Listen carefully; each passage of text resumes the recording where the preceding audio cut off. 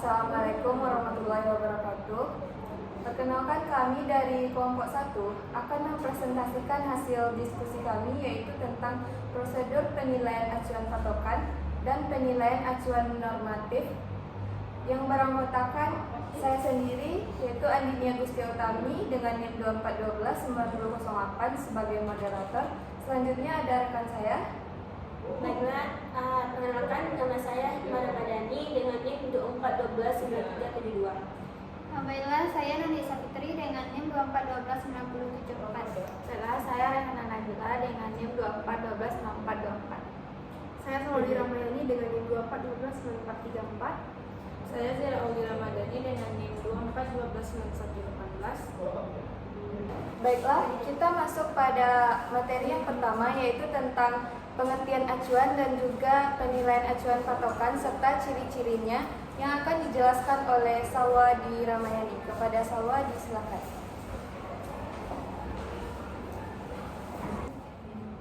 Baik, terima kasih kepada moderator. Di sini saya akan menjelaskan tentang acuan penilaian. Dalam kegiatan belajar mengajar itu selalu ada proses penilaian untuk mengetahui hasil belajar siswa. Nah, hasil penilaian tersebut bisa berupa angka, yaitu mulai dari skala 0 sampai 100 atau 0 sampai 10, atau juga dalam bentuk huruf A, B, C, D, E atau TL. Nah, nilai tersebut diperoleh dari tes, ujian ataupun tugas selama satu periode belajar. Nah, hasil tersebut diolah menjadi nilai akhir yang ditulis di rapor, ijazah ataupun daftar nilai. Nah, terdapat dua acuan utama dalam sistem penilaian, yaitu penilaian acuan patokan atau PAP itu berdasarkan kriteria tertentu, dan juga penilaian acuan norma itu berdasarkan perbandingan antar siswa. Nah, penilaian acuan patokan PAP merupakan model pendekatan penilaian yang mengacu kepada suatu kriteria pencapaian tujuan yang telah ditetapkan sebelumnya. Adapun ciri-ciri acuan penilaian patokan, yang pertama berorientasi pada tujuan atau standar kompetensi, itu mengacu pada tujuan. Kemudian yang kedua menggunakan kriteria yang telah ditetapkan sebelumnya. Sebelum penilaian, guru menentukan batas minimal penguasaan. Yang ketiga ada hasil penilaian bersifat absolut. Kemudian yang keempat memberikan informasi diagnostik, bisa digunakan untuk mengetahui bagian mana yang belum dikuasai. Jadi bisa untuk dasar, apakah remedial ataupun pengayaan. Kemudian objektif dan terukur berdasarkan indikator yang jelas dan bukti hasil belajar, bukan subjektif. Kemudian digunakan untuk penilaian formatif dan sumatif, dilakukan selama proses pembelajaran atau di akhir pembelajaran. Kemudian ada yang ketujuh, menunjang prinsip keadilan dalam evaluasi. Dan yang kedelapan, mendorong peningkatan kualitas pembelajaran. Sekian materi dari saya kembalikan pada moderator.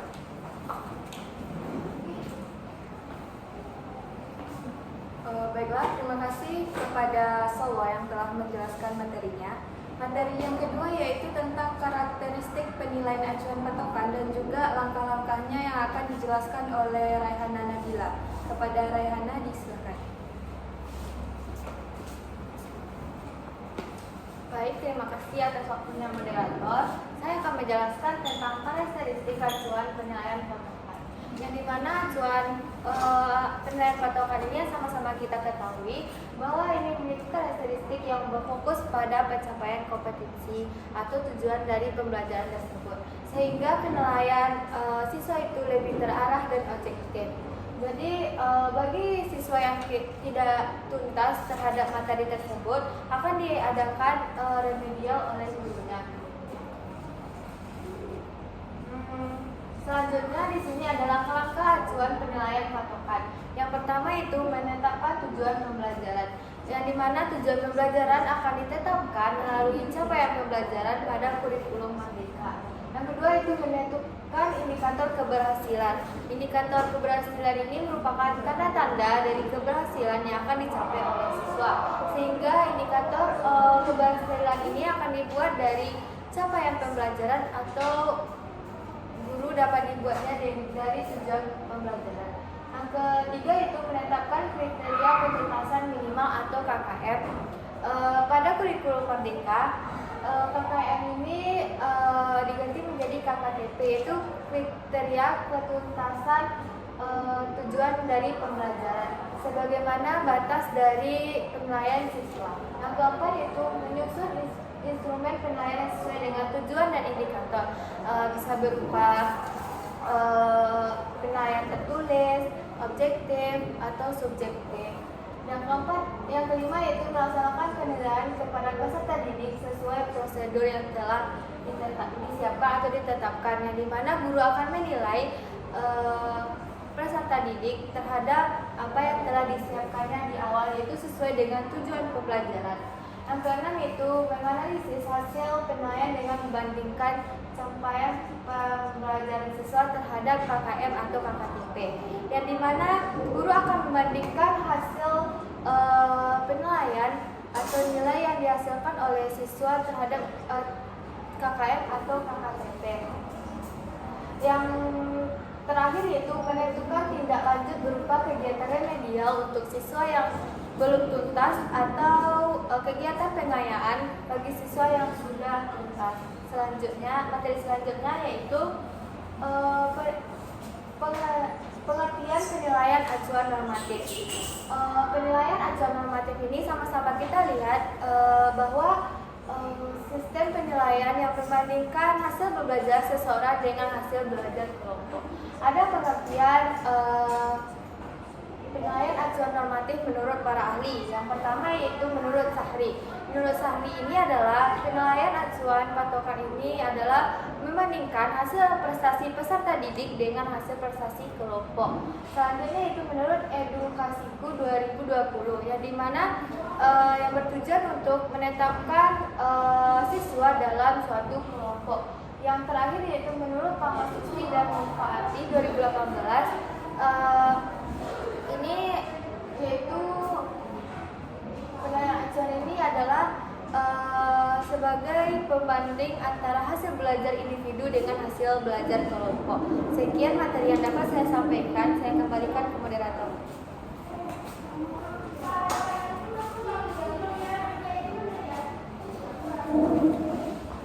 Baik, itu tadi penjelasan dari pemateri yang kedua.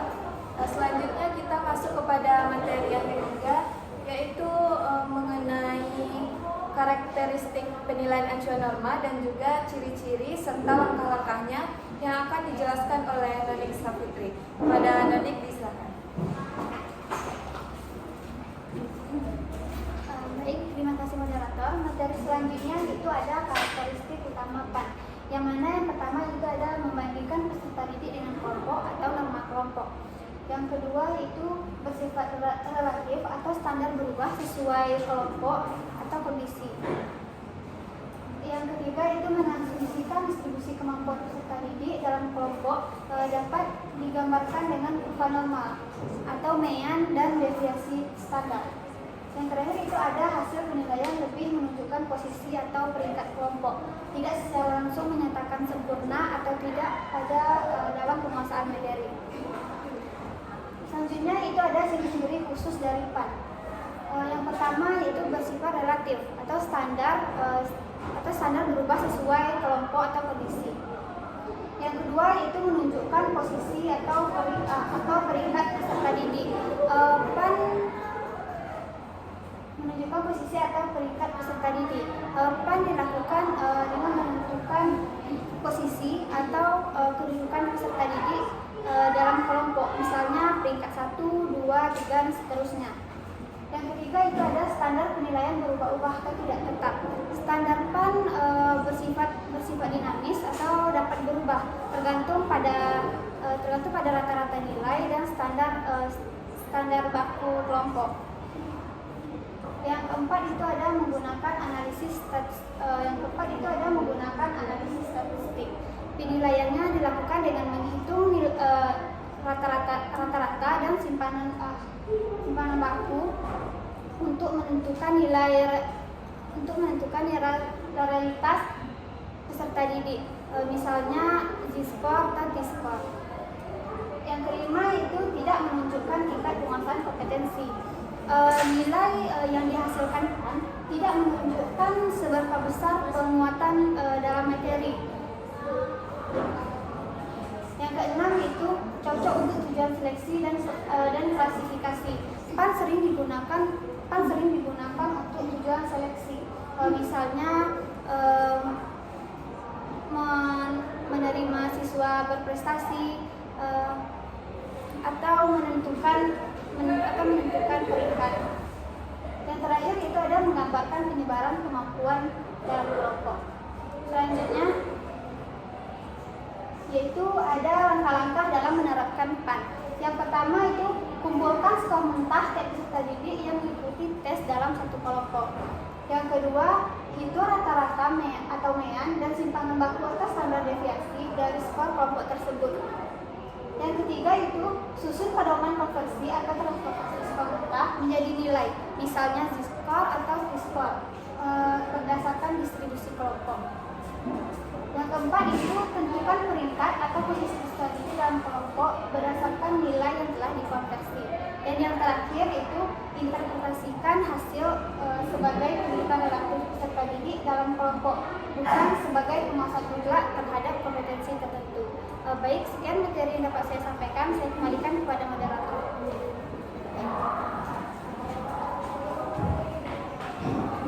Baik, terima kasih kepada Nanik. Materi selanjutnya yaitu tentang materi selanjutnya yaitu tentang tabulasi data, MEAN, dan juga standar deviasi yang akan dijelaskan oleh Hikmah Ramadhani. Kepada Hikmah, disilakan. Baik, terima kasih moderator. Di sini saya akan menjelaskan tentang tabulasi data, MEAN atau rata-rata, dan standar deviasi ataupun simpangan baku. Yang pertama itu ada tabulasi data. Tabulasi data itu adalah proses penyusunan data yang mentah ke dalam bentuk tabel yang sistematis agar mudah dibaca, dianalisis, dan dibandingkan. Tujuan utamanya itu adalah untuk mengubah data yang semulanya acak menjadi lebih terstruktur dan sehingga pembaca akan memudah peneliti dalam menarik kesimpulan.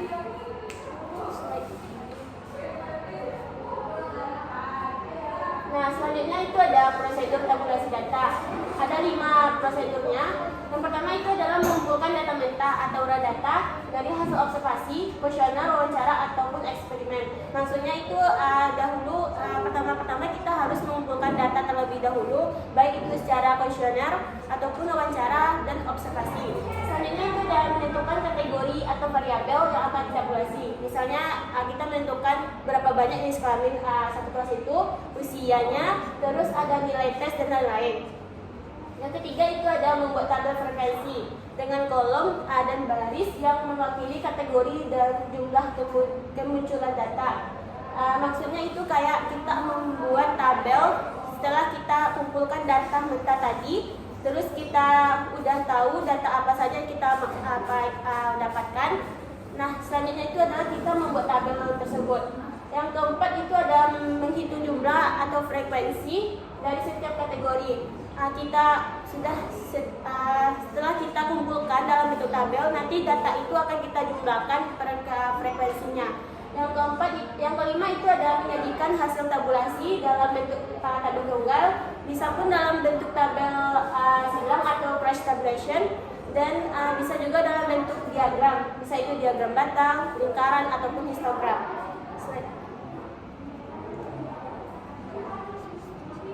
Nah, materi selanjutnya itu ada MEAN ataupun rata-data, yang dimana MEAN ini adalah ukuran pemusatan data yang diperoleh dengan menjumlahkan seluruh nilai data, kemudian membaginya dengan sebanyak nilai yang kita data. MEAN ini kayak kita contohnya nanti pas kita udah jadi guru, misalnya pas pembagian penerimaan nilai rapor, nanti itu di situ kita akan menjumlahkan nilai rata-rata siswa dengan cara jumlahkan dulu keseluruhannya nilai tersebut, terus nanti nilai tersebut udah dijumlahkan akan dibagi dengan sebanyak mata pelajaran yang mereka pelajari. Nah, hasilnya nanti itu yang disebut dengan rata-rata. Yang ketiga itu ada standar deviasi atau simpangan baku. Seperti yang kita lihat, standar deviasi itu adalah ukuran statistik yang digunakan untuk menunjukkan tingkat penyebaran atau variasi suatu kumpulan data terhadap nilai rata-rata atau mean.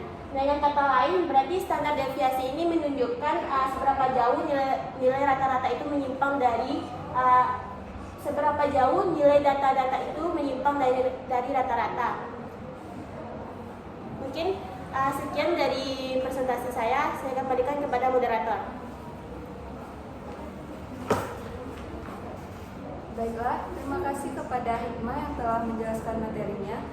Selanjutnya, pemateri yang terakhir yaitu tentang konvensi nilai dalam konteks penilaian acuan norma yang akan dijelaskan oleh Zera Auli Ramadhani. Kepada Zera, disilakan. Baik, terima kasih moderator. Di sini saya akan menjelaskan tentang definisi konvensi nilai.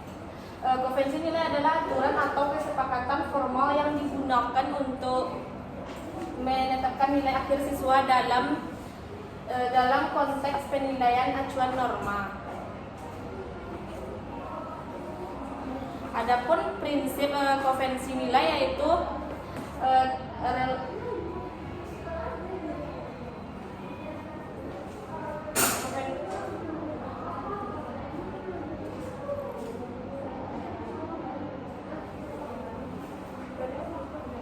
prinsip konversi nilai dalam konteks PAN yaitu ada yang pertama objektivitas, di mana objektivitas ini yang penilaiannya berasal dari penilaian pribadi guru. Yang kedua yaitu transparansi, yang dimana guru menjelaskan materi dengan konvensi agar siswa bisa memahami. Yang ketiga yaitu keadilan, ada keadilan. Keadilan itu di mana siswa dinilai dengan skor yang sama. Yang kelima itu ada validitas dan reliabilitas. Yang kelima ada relevansi konteks. Yang keenam akuntabilitas, dan yang ketujuh konsistensi.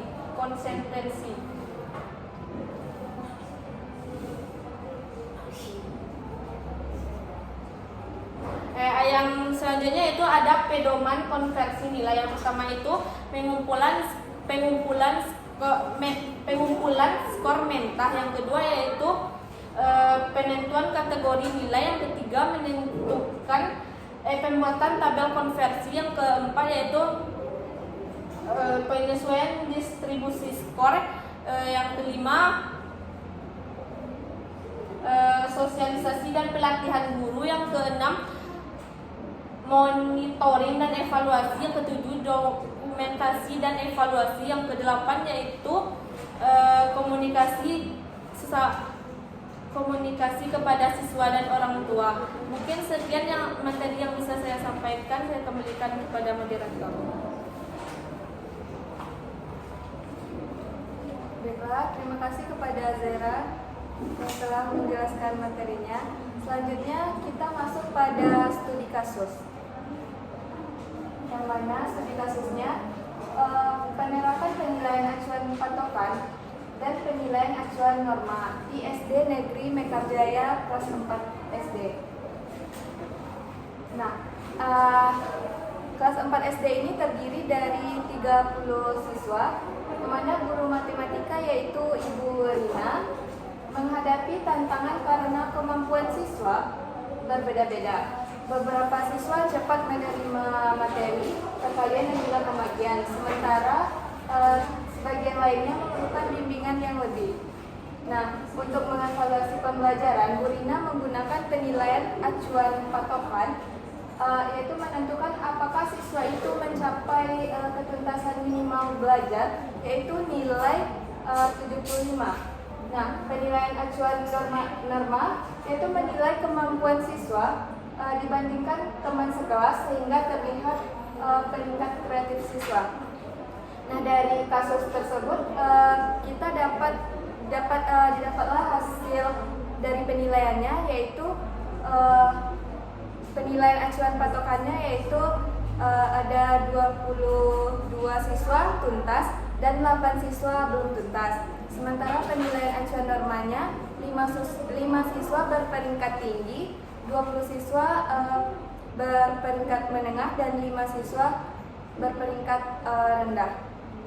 Nah, analisis kasus dari kasus tersebut berdasarkan penilaian acuan patokan, bahwasanya sebagian besar siswa, yaitu 22 dari 30 siswa sudah mencapai ketuntasan belajar.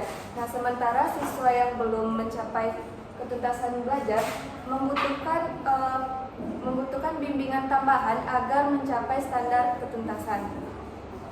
Nah, analisis berdasarkan penilaian acuan norma, siswa yang berprestasi tinggi bisa diberi soal berupa pengayaan. Sementara siswa yang berperingkat menengah atau rata-rata belajar sesuai dengan ritme kelas, dan siswa yang berperingkat rendah bisa membutuhkan perhatian khusus melalui pembentukan kelompok atau norma kelas. Nah, dari kasus tersebut muncullah beberapa masalah yang mana adanya kesenjangan kemampuan antar siswa. Yang kedua, siswa yang berperingkat rendah membutuhkan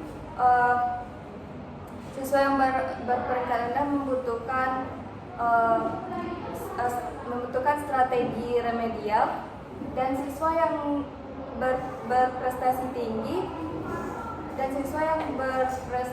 tinggi membutuhkan tantangan agar tetap termotivasi. Nah, solusi yang dapat dilakukan dari studi kasus ini, guru sebaiknya mengkombinasikan antara penilaian acuan patokan dengan penilaian acuan norma agar penilaian menyeluruh. Yang kedua, siswa yang berperingkat rendah itu sebaiknya diberi